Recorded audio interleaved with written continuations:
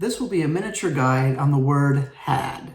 Had means two things. It could mean to own or possess something, which we won't be talking about because that's an easy one. Everyone can do that right. The other meaning of had is a tense that designates a specific sort of area in time where something occurs. We're always going to be combining it with another verb in terms of these tenses. You had been doing something, or you had finished, you had walked, you had X, Y, Z. This is a tricky one. I see a lot of even competent English speakers who don't quite know the rules to this. And even in professional works, I have seen the mistake before. I'm approaching this from the practical application as someone who wants to write and wants to get it right, where I can talk about all these words and all these tenses. I can say past perfect, imperfect, past progressive. I can say all these things, but at the end of the day, you just kind of know, you need to know how to write it, right? So I'm approaching this from a non-academic standpoint. And outside of all of that, I'm also going to offer a couple of style tips because I guess in my personal opinion, I think when you use the word had too much, it doesn't sound good.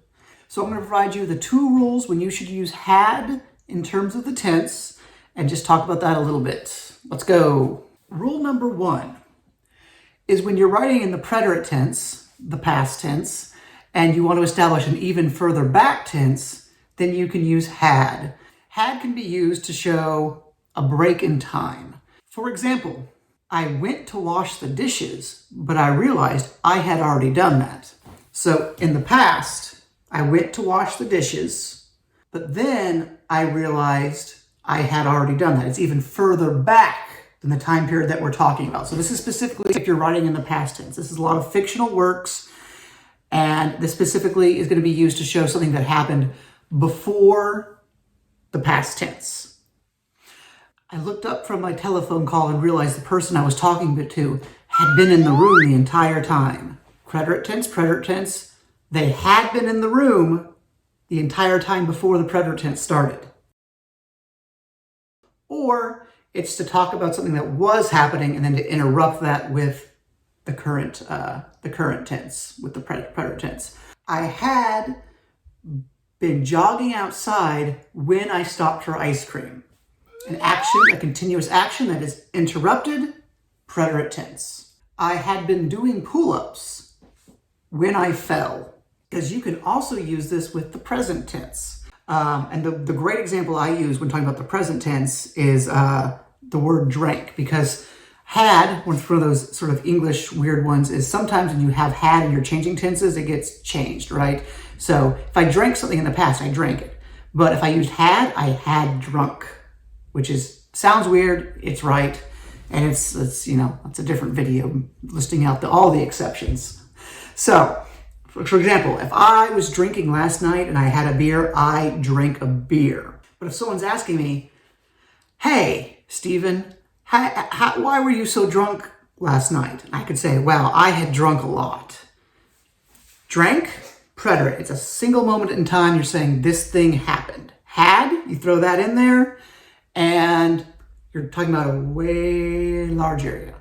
I kind of started saying two things there. The two rules for had are when you have a time before the time you're talking about in the preterite tense, in the past tense, or a continuous action. When we're talking about a continuous action, it doesn't always have to be interrupted. It's just a really easy example to demonstrate. And if you want to sort of think about it this way, you can sort of combine those rules together, because a continuous action in the past, obviously you're still not doing it now, so it had to stop at one point, right? So it was an action before a second action. But once again, from a writing perspective, it's really easy to think about the word in these really clear terms when you're writing a story.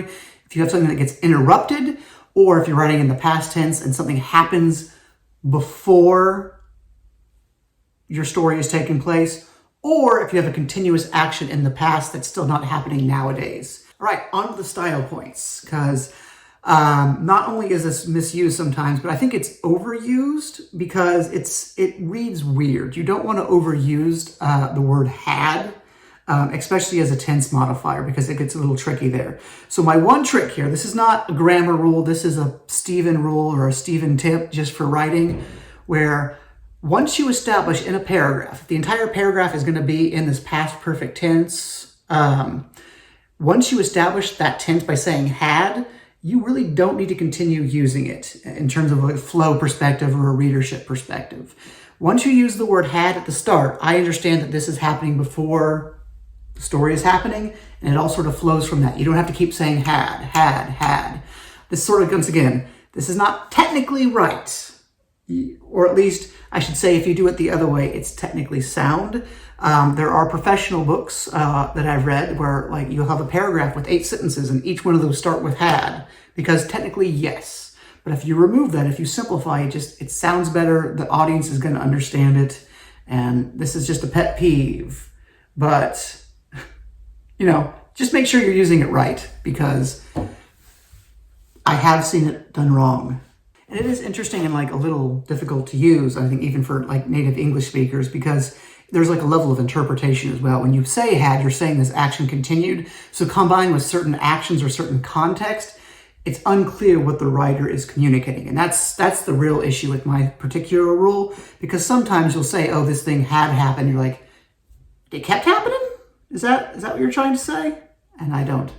And I just think for clarity's sake, you really need to be careful how you're using the rule. It just reads really bad sometimes, but that's my quick guide on how to use the word had. So talking about making this video, I would say this is the point where I completed it. But if I keep drowning on like this, I might go on and say, well, I had completed it, because it just keeps going and going and it just never stops.